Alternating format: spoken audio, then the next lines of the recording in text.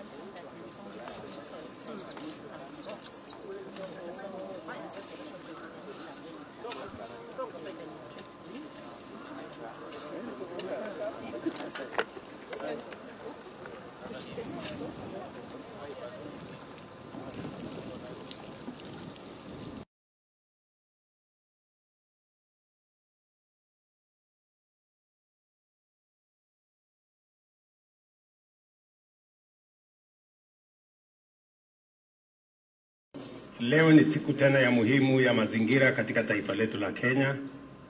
Katika kila primary school tunapanda miti katika ile mpango yetu ya taifa la Kenya ya kupanda miti bilioni 15 ambayo tuliamua ya kwamba kabla ya mwaka wa 2030 bilioni 15, na ni kwa sababu miti ni ya muhimu. Tunawaomba Wakenya wote, kila mmoja wetu aende katika shule